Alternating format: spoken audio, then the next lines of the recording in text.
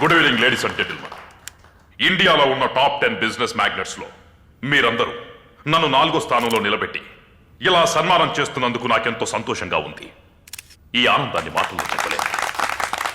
కష్టపడాలి, కష్టపడి పైకి రావాలి. ఒక మనిషి ఓటమికి అనేక కారణాలుండొచ్చు, కానీ గెలుపుకు మాత్రం ఒకే ఒక కారణం ఉంటుంది. అది 100కి 100 పాళ్ళు ఆ మనిషి చేసే కృషి. ఆకలేసి వచ్చిన వాడికి ఉంది కదా అని చేపల కూరేసి పెట్టకండి, ఆ చేపను ఎలా పట్టుకోవాలో నేర్పించండి అన్నారు. ఎందుకంటే వాడికి ఆకలిస్తే మళ్ళీ ఇంకొకటి దగ్గరికి వెళ్ళి అడుక్కోవడం మొదలు పెడతాడు. అదే చేపలు పట్టడం నేర్పిస్తే తనకు కావలసిన వాటిని తిని మిగతా వాటితో వ్యాపారం చేయడం మొదలు పెడతాడు. చివరిగా ఒక విషయం, ఒక మనిషి పుట్టుకతో పేదవాడిగా పుట్టడం అతడి తప్పు కాదు. కానీ చచ్చేటప్పుడు పేదవాడిగా చస్తే అది అతడి తప్పు మాత్రమే. ఉంటా.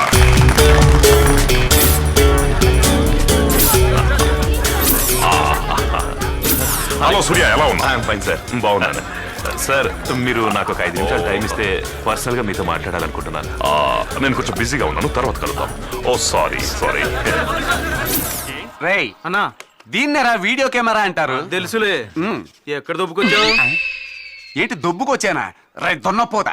నా పిల్లల కోసం నా భార్య ఎంతో ఇష్టపడి కొనుక్కొచ్చింది. దానికి తెలియకుండా నేను ఎంతో కష్టపడి తీసుకొచ్చాను రా. ఇదే దొబ్బుకు రావడం అంటే.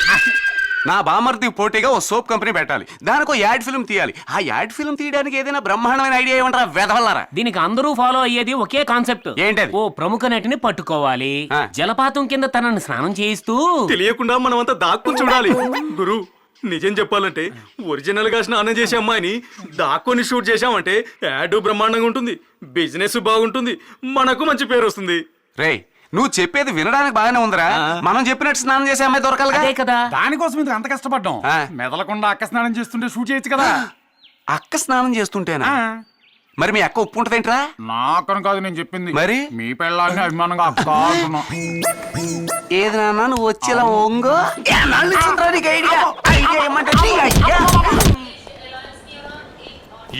టికెట్ రెడీయా?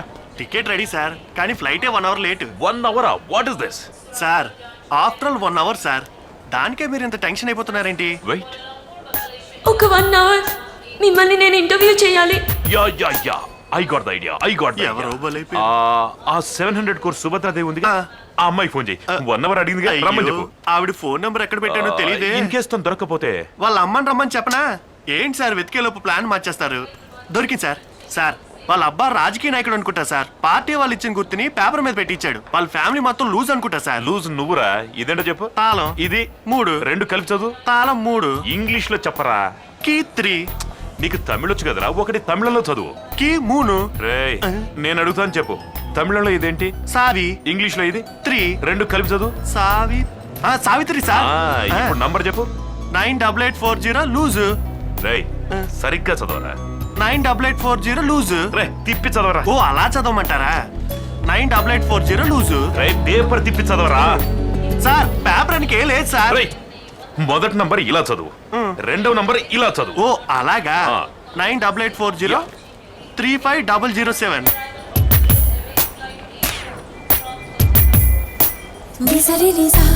ఏంటి సార్ అలా చూస్తున్నారు? ఇవన్నీ ఊర్లో ఉన్న మా బామ్మ నేర్పించింది.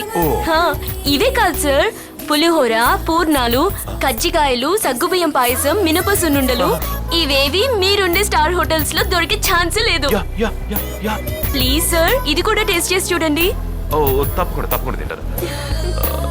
ఇడ్లీ సెట్ చాలా చిన్నదిగా ఉంది కదా. టేస్ట్ బాగుంటుంది, తినండి.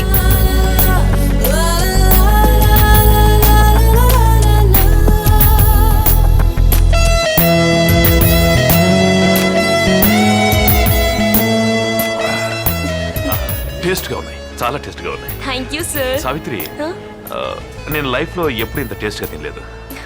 నువ్వు నాకు హెల్ప్ చేయగలవా? చెప్పండి సార్. నేను బాంబేలో ఓ కొత్త ఆఫీస్ ఓపెన్ చేయబోతున్నాను. అక్కడికి పెద్ద పెద్ద విఐపీలందరినీ ఇన్వైట్ చేశాను.